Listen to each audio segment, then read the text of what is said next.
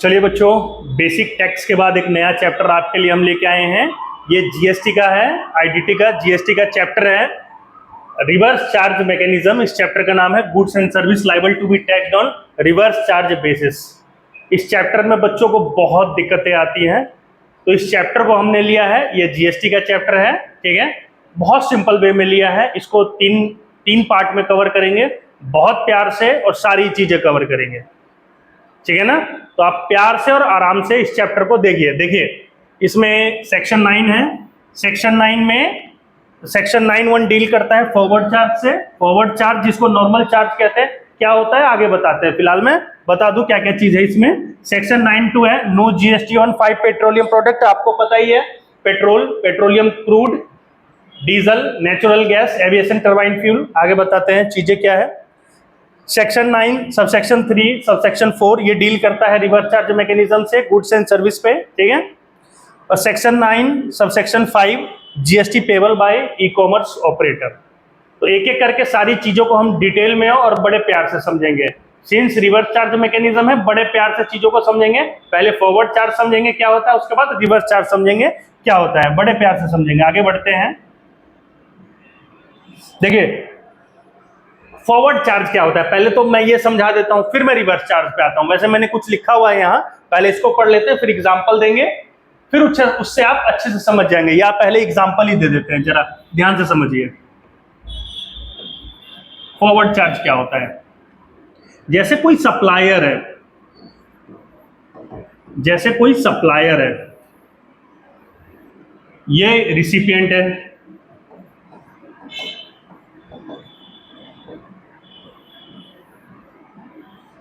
ध्यान से समझिएगा। ये नॉर्मल केस होता है, फॉरवर्ड चार्ज नॉर्मल केस होता है।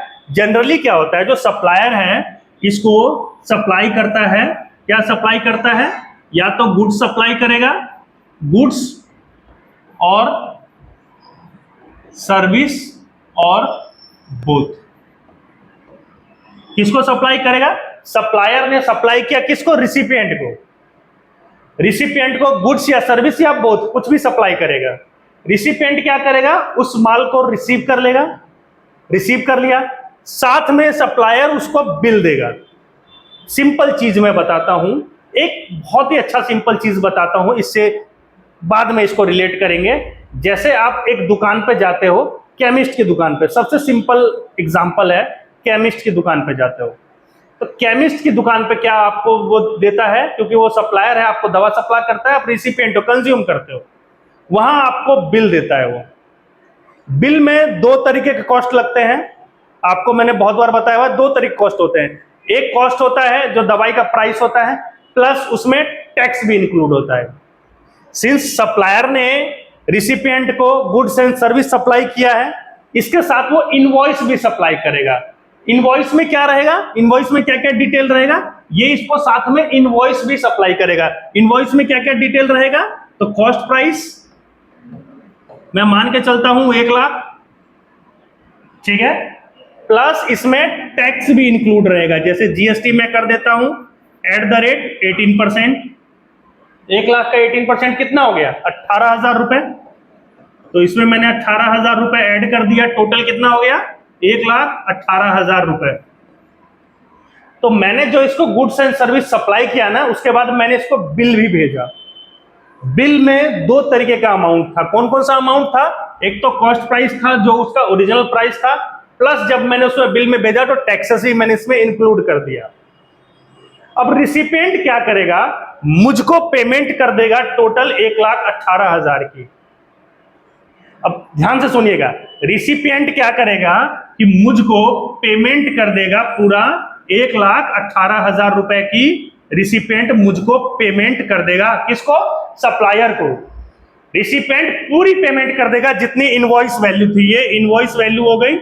रिसिपिएंट पूरा इनवॉइस वैल्यू सप्लायर को पेमेंट कर देगा। और सप्लायर के पास कौन कौन से अमाउंट कलेक्ट हुए, दो तरीके का अमाउंट सप्लायर के पास आए जो रिसिपिएंट ने पे किए। एक तो कॉस्ट प्राइस आया, अब प्लस जीएसटी आया, दोनों तरीके का अमाउंट सप्लायर ने कलेक्ट कर लिया है। और सप्लायर क्या करेगा, कॉस्ट प्राइस को तो अपने पास रख लेगा, और जो टैक्स इसने कलेक्ट किया है रिसिपिएंट से, वो सरकार को जमा कर देगा। कलेक्ट किससे किया? रिसिपिएंट से। जमा कौन कर रहा है? सप्लायर। यहां सप्लायर की जिम्मेदारी होती है। ये होता है forward charge scheme. Generally forward charge में देखिए रिसिपिएंट बहुत लोग होते हैं, इनको पकड़ना बहुत मुश्किल होता है, इसलिए जनरल रूल है जिसमें सप्लायर हमसे cost price plus tax collect करता है। कॉस्ट प्राइस तो खुद रख लिया उसने, टैक्सेस सरकार को जमा कर देता है। टैक्स जमा करने की जिम्मेदारी किसकी हुई? सप्लायर की। तो याद रखिएगा, फॉरवर्ड में टैक्स कलेक्ट कौन करता है? सप्लायर। फॉरवर्ड चार्ज में टैक्स कलेक्ट कौन करता है? सप्लायर। और सरकार को कौन देता है? तो सप्लायर ही टैक्स सरकार को जमा करता है। सप्लायर रिसिपिएंट से दो तरीके का अमाउंट कलेक्ट करता है, कॉस्ट प्राइस प्लस टैक्स।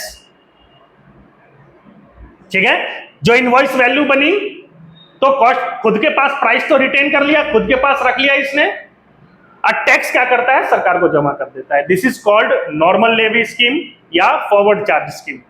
समझ में है? इसको मैंने ऐसे लिख भी दिया है, in forward charge supply, supplier supply goods and service और बोथ टू रिसिपिएंट, जैसे मैंने बताया आपको, and receive money including GST from recipient. Money receive कर रहा है इंक्लूडिंग जीएसटी, है ना? तो पैसा इसने रख लिया और टैक्स भी रिसीव कर रहा है उसमें, तो जीएसटी जो रिसीव कर रहा है वो सरकार को जमा कर देगा, बाकी जो बचा पैसा वो खुद रख लेगा supplier. This is called forward charge scheme. समझ में आया? आगे की तरफ बढ़े, सेक्शन 9 सब सेक्शन 2 पे चले। ये हो गया आपका सेक्शन 9 सब सेक्शन 1 हो गया। 2 पे चले, चलिए 2 पे चलते हैं बिना किसी देरी के।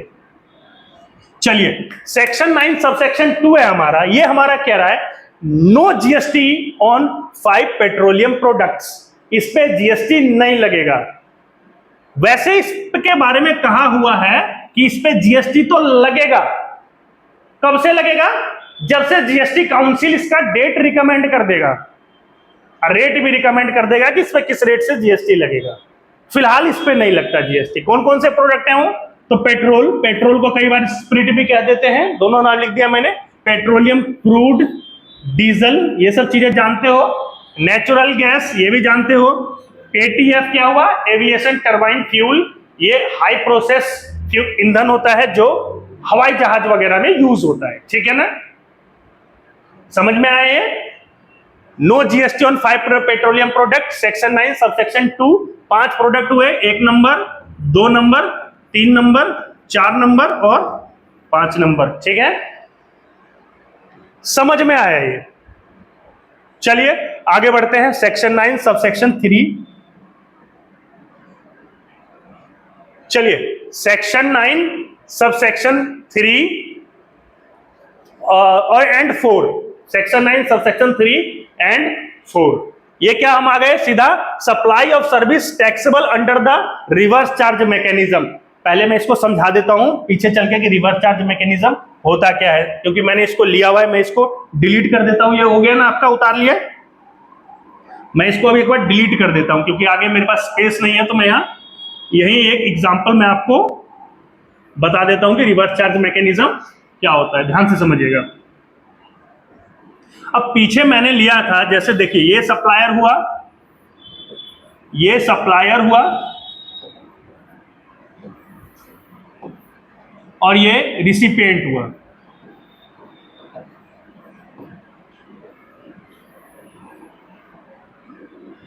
सप्लायर क्या करता है? नॉर्मल स्कीम में आपने देखा था सप्लायर क्या करता है? सप्लाई करता है गुड्स एंड सर्विस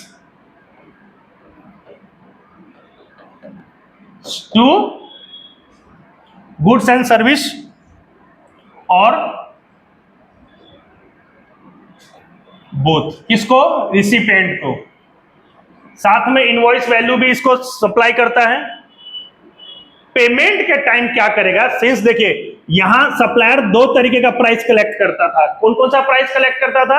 एक तो कॉस्ट प्राइस कलेक्ट करता था और प्लस जीएसटी कलेक्ट करता था। ये दोनों ही प्राइस कलेक्ट करता था। कौन पे करता था? सप्लायर जब सर्विस दिया रिसिपिएंट को, साथ में इनवॉइस भेजता था जिसपे 2 तरीके के अमाउंट थे। कौन कौन से अमाउंट थे? कॉस्ट प्राइस प्लस जीएसटी, और दोनों को मिला के इनवॉइस वैल्यू बनता था। ठीक है, तो इनवॉइस वैल्यू जो बनता था, दोनों तरीके का अमाउंट रिसिपिएंट पे करता था सप्लायर की। यहां क्या करता था, सप्लायर कॉस्ट प्राइस तो अपने पास रख लेता था, लेकिन जीएसटी पेमेंट कर देता था सरकार को। ये फॉरवर्ड चार्ज था, ये नॉर्मल स्कीम था। रिवर्स चार्ज में क्या होता है कि रिसिपिएंट जो है ना, इसको सिर्फ 1 लाख रुपए देगा, यानी सिर्फ कॉस्ट प्राइस देगा। जैसा कि मैंने पिछले एग्जांपल में बताया था कि 1 लाख रुपए का और 1,18,000 रुपए इसको कलेक्ट हुआ। रिसिपिएंट सिर्फ इसको 1 लाख रुपए देगा, सिर्फ 1 लाख रुपए इसको देगा, बाकी 18,000 रिसिपिएंट सरकार को जमा कर देगा। जो जीएसटी लग रहा था इसका, जो जीएसटी 18,000 का था, जीएसटी 18,000 का था, आपको मैंने पीछे एग्जांपल बताया ना, 1 लाख पे 18%, 18,000 हुआ ना। तो पहले फॉरवर्ड चार्ज में क्या था, रिसिपिएंट 2 तरीके का अमाउंट देता था इसको, कॉस्ट प्राइस प्लस टैक्स। क्या करता था सप्लायर, कॉस्ट प्राइस खुद रख लेता था, टैक्स सरकार को जमा कर देता था, वो नॉर्मल स्कीम था। ये है रिवर्स चार्ज मैकेनिज्म। इसमें क्या करता है कि रिसिपिएंट सप्लायर को कॉस्ट प्राइस दे देता है, ले कॉस्ट प्राइस, लेकिन टैक्स जमा करने की जिम्मेदारी ना वहां सप्लायर पे था, यहां रिसिपिएंट पे है। यहां जो सर्विस रिसीव करेगा ना, उसी पे टैक्स पे करने की जिम्मेदारी है। ठीक है, समझ में आया? समझ में आया ना एक एग्जांपल से? फिर आगे हम कुछ और एग्जांपल पढ़ेंगे तो और अच्छे से समझ में आ जाएगा। यहां रिवर्स चार्ज मैकेनिज्म में रिसिपेंट की जिम्मेदारी है टैक्स देने की सरकार को। This is called reverse charge mechanism. Forward charge में सप्लायर की जिम्मेदारी होती है, रिवर्स चार्ज मैकेनिज्म में रिसिपिएंट जो है उसको कॉस्ट प्राइस तो दे देगा सप्लायर को, लेकिन जो इस पर टैक्स बना वो भरेगा रिसिपिएंट, सरकार को टैक्स दे देगा। ठीक है, समझ में आया? चलिए आगे बढ़ते हैं और अच्छे से समझिएगा आप इसके बाद। आई होप आप फॉरवर्ड चार्ज क्या होता है और रिवर्स चार्ज क्या होता है ये आप समझ गए। मैंने दोनों एग्जांपल मैंने आपको बहुत अच्छे से और बेहतरीन ढंग से समझाने की कोशिश किया है। आइए रिवर्स चार्ज मैकेनिज्म में पढ़ते हैं। एक सर्विस दिया हुआ है, section 9 sub section 3 and 4 cover किया हुआ है, तो धीरे धीरे सारा कवर हो जाएगा आगे चल के। है supply of service taxable under reverse charge mechanism. यहां सर्विस की बात कर रही है जो रिवर्स चार्ज मैकेनिज्म में टैक्सेबल होगा। टैक्सेबल तो है लेकिन रिवर्स चार्ज मैकेनिज्म में टैक्सेबल है। जैसे देखो, service supply bye a director of company और बॉडी कॉर्पोरेट। ठीक है, नॉर्मल केस अगर ये रहता तो नॉर्मल केस में क्या होता कि सर्विस कौन सप्लाई कर रहा है, डायरेक्टर सप्लाई कर रहा है किसको, टू कंपनी को। किसको, कंपनी को। तो नॉर्मल केस में क्या होता कि डायरेक्टर की जिम्मेदारी होती, क्योंकि सप्लायर कौन है, डायरेक्टर। क्योंकि ये रिवर्स चार्ज मैकेनिज्म का केस है बच्चों, कोई भी director service supplied by a director और body corporate to said company और बॉडी कॉर्पोरेट, ठीक है, taxable under the reverse charge mechanism. ये रिवर्स चार्ज मैकेनिज्म में टैक्सेबल होता है, यानी कि जो रिसिपिएंट है टैक्स देने की जिम्मेदारी उसकी हुई। रिसिपिएंट यहां कौन है, तो रिसिपिएंट यहां कौन है, कंपनी और बॉडी कॉर्पोरेट। सर्विस सप्लायर कौन है, तो डायरेक्टर ऑफ ए कंपनी और बॉडी कॉर्पोरेट। तो देखिए मैंने लिख दिया है, company is liable to pay tax to government under reverse charge mechanism. समझ में आया? समझ में आया नहीं आया? यहां जो सर्विस रिसीव करने वाला है, रिसीवर कौन है, कंपनी और बॉडी कॉर्पोरेट, इसकी जिम्मेदारी है टैक्स देने की सरकार को। देखिए दो तरीके के अमाउंट ये चार्ज देगा इसको, कॉस्ट प्राइस तो इसको दे देगा कंपनी वाले को, director of a company cost price इसको दे देगा डायरेक्टर को, लेकिन टैक्स जो बना उस अमाउंट पे वो कंपनी जमा करेगा सरकार को। समझ में आया या नहीं आया? बहुत अच्छे से एक बार फिर से लेते हैं। सर्विस सप्लाई कर रहा है by a director of a company और बॉडी कॉर्पोरेट। कोई कंपनी का डायरेक्टर सर्विस सप्लाई कर रहा है किसको, वह कंपनी को और बॉडी कॉर्पोरेट को। यहां कंपनी की जिम्मेदारी है टैक्स भरने की उस सर्विस को जो वो रिसीव करेगा डायरेक्टर से। समझ में आया? आगे की तरफ बढ़ते हैं एक और एग्जांपल पे। देखिए, अगर देखिए ये एक एक्सेप्शन है, सॉरी ये एक नोट्स भी मैंने यहां दिया हुआ है कि if fees of A director is taxable under section 192, यानी टीडीएस वाला है, डायरेक्ट टैक्स की बात कर रहा है, सैलरी वाले चैप्टर की बात कर रहा है। जब वो सैलरी लगेगा टीडीएस कट ही रहा है तो फॉरवर्ड चार्ज ही हो गया ना, तब तो सप्लायर ही दे रहा है, तब वहां टीडीएस नो कोई जीएसटी एप्लीकेबल नहीं होगा वहां। ठीक है, एक नोट्स है। आगे की तरफ बढ़ते हैं। देखिए, service supply by an insurance agent to any person carry on insurance business in taxable territory. अच्छा, इंश्योरेंस एजेंट क्या कौन होता है? मैं आपको एक चीज बताता हूं। जैसे मेरे पापा हैं, अब इंश्योरेंस कंपनी के लिए वो इंश्योरेंस का पैसा किसको दे देते हैं? एक एजेंट आता है हमारे घर पे, वो इंश्योरेंस का पैसा हमसे लेके जाता है और कंपनी को जमा करवा देता है। बदले में कंपनी उसको रसीद दे देती है जो हमें लाके दे देता है। ऑथराइज्ड एजेंट होते हैं वो कंपनी के। कंपनी एजेंट को क्या देती है? कंपनी एजेंट को सैलरी देती होगी या कुछ कमीशन जो भी देता होगा, तो उसको दो तरीके का अमाउंट दिया इसने। ठीक है, एजेंट को कंपनी ने कितने तरीके के अमाउंट दिए? दो तरीके के। कौन कौन से? Cost price plus tax. Cost price plus tax जो बना उस पर, लेकिन टैक्स कंपनी खुद जमा कर देती है, क्योंकि इंश्योरेंस एजेंट छोटा मोटा आदमी होता है। कंपनी एक बहुत बड़ी अथॉरिटी हुई, कंपनी बहुत बड़ी चीज हो गई। समझ में आया ना? एजेंट्स को पकड़ना बहुत मुश्किल होगा। बहुत सारे एजेंट है इस देश में, सहारा के भी बहुत एजेंट थे जो डूब गया, याद है ना? तो कंपनी को पकड़ना आसान है, इसीलिए जो भी कमीशन और जो भी पैसे बने वो एजेंट को दे देगा, लेकिन जो टैक्स बना वो कंपनी सरकार को जमा करवा देगा एजेंट के बिहाफ पे।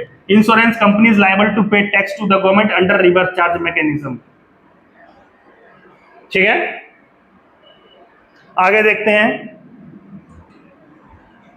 देखिए, अगला एक और है, सर्विस सप्लाई बाय ए रिकवरी एजेंट। पहले तो मैं बता दूं रिकवरी एजेंट कौन होते हैं। रिकवरी एजेंट वही होते हैं जब आप बैंक के पैसे नहीं दे पाते या एक दो किस्तें डिफॉल्ट कर देते हो, किसी भी रीजन से मुस्टंडे आपके घर पर पहुंच जाते हैं, आपकी ट्रैक्टर खींच के ले जाते हैं, ट्रॉली खींच के ले जाते हैं, दो चार घूसे भी मार देते हैं, कई बार देख लेना न्यूज में। तो वो होते हैं, बाकी पैसे लेके जाते हैं, या नहीं पैसे दिए तो आपकी गाड़ी या कुछ जो जिसपे लोन आपने लिया रहता है उठा के ले जाते हैं, ट्रैक्टर उठा के ले जाते हैं। ज्यादातर किसानों के केसेस में देखेंगे, कई बार तो मार भी देते हैं लोगों को, देखिएगा यूट्यूब पे वीडियो है। वही होते हैं रिकवरी एजेंट, जिनका काम है पैसा निकालना आपके मुंह हाथ तोड़ के, जो लोन लिए रहते हैं। ठीक है, बाकी विजय माल्या जैसा आदमी हो तो फिर भाग ही जाएगा ना। नॉर्मल आदमी के लिए होता है, किसान उसान नॉर्मल आदमी जो कि मार खाने वाला हो, दब जाए जो, ठीक है ना। तो वो रिकवरी एजेंट होते हैं। वो जब सर्विस देते हैं, रिकवरी एजेंट जो सर्विस देते हैं किसको? बैंक को, फिनेंशियल इंस्टीट्यूशन या नॉन बैंकिंग फिनेंशियल कंपनी। ठीक है, इनको जब सर्विस देते हैं तो अब देखिए, बैंक वगैरह फिनेंशियल इंस्टीट्यूशन वगैरह तो बड़ी चीज हो गई, एजेंट छोटा आदमी होता है, इसको पकड़ना बहुत मुश्किल है। तो ये भी टैक्सेबल है रिवर्स चार्ज मैकेनिज्म में, यानी कि टैक्स देने की जिम्मेदारी किसकी हुई? बैंक। जो भी सर्विस सप्लाई करेगा रिकवरी एजेंट, बैंक को उस पे पैसा जो बनेगा, दो तरीके का अमाउंट बनेगा, सर्विस पे दो तरीके का अमाउंट बनेगा। पैसा तो उसको दे देगा रिकवरी एजेंट को, जो टैक्स बना वो बैंक सरकार को जमा करवा देगा रिकवरी एजेंट के बिहाफ पे। ये देखो, bank, FI, NBFC liable to pay tax to government under reverse charge mechanism. समझ में आया? अब मैंने आपको बता दिया रिकवरी एजेंट भी कौन होते हैं और क्या काम होता है इनका। ठीक है, और किसको सर्विस देते हैं, बैंक को किस तरीके की सर्विस देते हैं। जनरली इनका काम होता है बैंक का जहां पैसा डूब गया उसको रिकवर करना, कैसे भी, बाय हुक बाय क्रुक।